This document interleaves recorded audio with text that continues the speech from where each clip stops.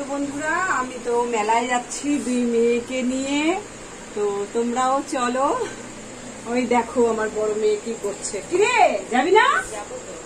ভাইয়া তুই রেডি একদম? কি টাকা নিচ্ছিস আবার? টাকা কিন্তু একদম বেশি খরচ করা যাবে না, কিন্তু বলছিস তোরা, তাই আমি যাচ্ছি। বুঝতে পারলি? এই লাইটের আলোটা পুরো দেখা যাচ্ছে না? না থাক, বোঝা যাচ্ছে তোমার মুখ। বুঝতে পারছো তো? পরে নালে পরে কিন্তু আমার খারাপ যদি ভিডিও হলো তো মার আছে দিতে। কেমন তাহলে ভাবো আমার মেয়েরা সব ঠিক আছে? আমি দেখতে পাচ্ছি। দেখা যাচ্ছে? হ্যাঁ চলো চলো মেলায় চলো। নমস্কার বন্ধুরা, তো তোমরা সকলে কেমন আছো? আশা করি ভগবানের আশীর্বাদে সকলেই ভালো আছো। তো আমি একটি নতুন ব্লগ নিয়ে চলে এসেছি, দেখতেই পাচ্ছো মেলার ব্লগ। তো পৌঁছে গেছি আমি মেলাতে, আর ভিডিও কিন্তু করছে আমার ছোট মেয়ে, যার জন্য ওকে দেখা যাচ্ছে না। পরে বড় মেয়েকেও বলছি তুইও একটুখানি ভিডিও করিস, তাহলে বুনুকে দেখা যাবে। এদিকে আমরা টিকিট কেটে নিলাম, বড় মেয়েকে আমি টাকা দিলাম আর ওকেই বললাম তুই টিকিটটা কাট। এই যে টিকিট 10 টাকা করে নিল, আর ছোট মেয়ে এদিকে ভিডিও করাতেই ব্যস্ত, দেখো না টিকিট দেখাচ্ছে তোমাদেরকে। এবার দুই মেয়েই বলছে তুমি আগে যাও, এদিকে টিকিট দেয়নি আমার হাতে। বলো আমাকে এইভাবে কি ঢুকতে দিবে ওরা? মেলায় প্রবেশ করে আমরা কিন্তু আচারের দোকানেই ঢুকেছিলাম। আচার দেখে আমার জিভ থেকে কিন্তু জল পড়ে যাচ্ছে। বলো তো কোন মেয়েদের জিভ থেকে জল পড়ে না এরকম ঝাল ঝাল টক টক আচার দেখলে পরে? আমার তো ভাই লোল পড়েই। আমার তো এখনো জিভ দিয়ে সেই জল পড়তেই আছে। আমি সত্যি কথা বলতে সামলাতে পারছি না। যাই হোক, পুতুলের কাছে চলে এসেছি, আর পুতুলগুলা আমি মেয়েদেরকে দেখাচ্ছি আর বলছি দেখ দেখ এগুলা, তোরা তো ছোটবেলায় এগুলা নিয়েই খেলতি, আর এখন মুখ সরিয়ে দিস। হ্যাঁ, ছোট মেয়েকেও বলছি কত খেলতি, মেলায় গেলেই বলতি যে পুতুল কিনবো, আর এখন বড় হয়েছিস তো কানের দেখলেই হলো। আমার মানে বড় মেয়ে তো একদম পাগল কানের জন্যে, জানো তো, এত এত কানের আছে, মানে দোকান করা যাবে একটা। তবে হ্যাঁ, এবার আর কোনো জেদ করেনি, মেয়ে আমার বড় হয়ে গেছে। তো ক্লিপের দোকানে এসেছি, এসে ক্লিপ দেখছি। ওরা আগেই বলেছিল মা আমরা একটা ক্লিপ কিনবো, যে এই ফুল ক্লিপ কিনবে, এটাকে কি বলে, কি ফুল জানি বলে, আমি ভুলে গেছি। যাই হোক, তোমরা তো জানো, আমি না জানলে কি হবে।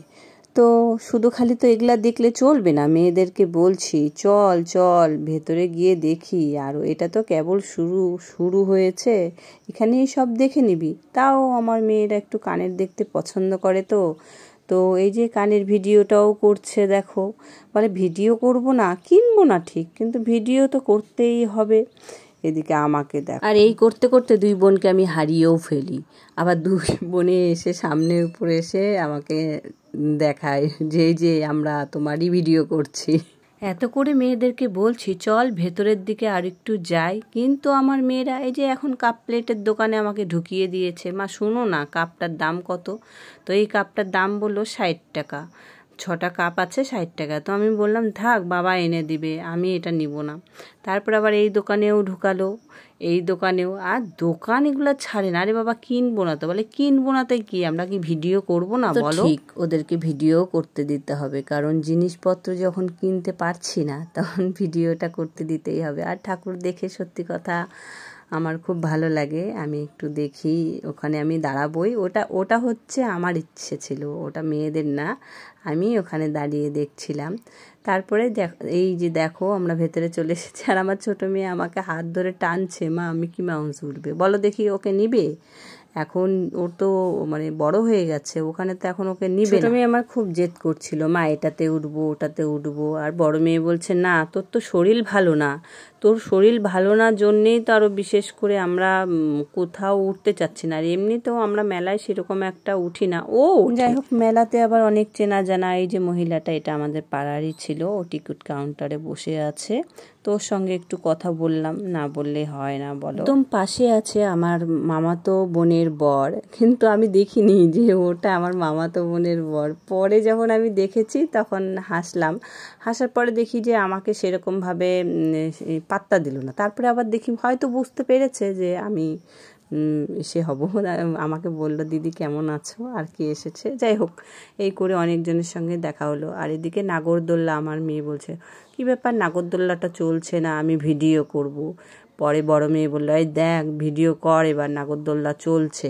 ছোটোবেলায় আমার বাপের বাড়ির সামনে প্রত্যেক বছর 2বার করে মেলা আসতো। আর জানো তো আমরা কিন্তু নাগরদোল্লা কোনো দিনও মিস করিনি। নাগরদোল্লায় তো আমরা ধরো 4-5 বার উঠতামই, সেটা আবার টিকিট ছাড়া।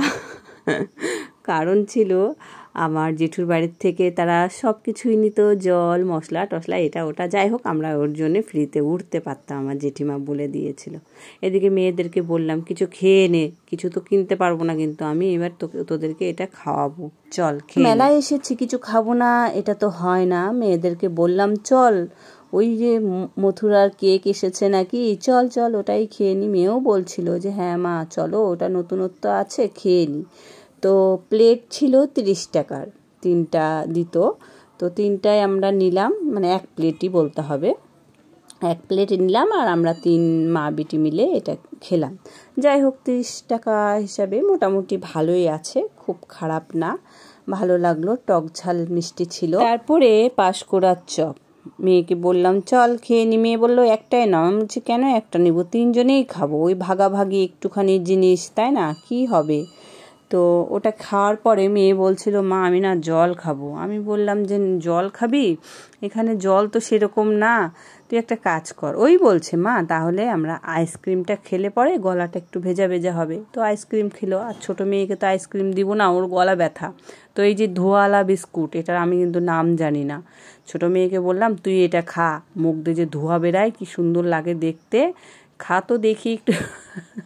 এই দেখো মুখ দিয়ে নাক দিয়ে কেমন করে ধোঁয়া বেরাচ্ছে, আবার বলছি ধোঁয়া ওড়া, এটা কিন্তু আবার খুব লজ্জা পায় বুঝলা, এই যে বার করে মুখ ঢাকে, লজ্জা পাচ্ছে। আমি কিন্তু জানতাম না বিস্কুটটা ঠান্ডা হয়, তো মেয়েদের কাছে আমি পরে জিজ্ঞাসা করলাম কি ব্যাপার ও কাশছে কেন, বলে ওটা ঠান্ডা, দেখো কাণ্ড।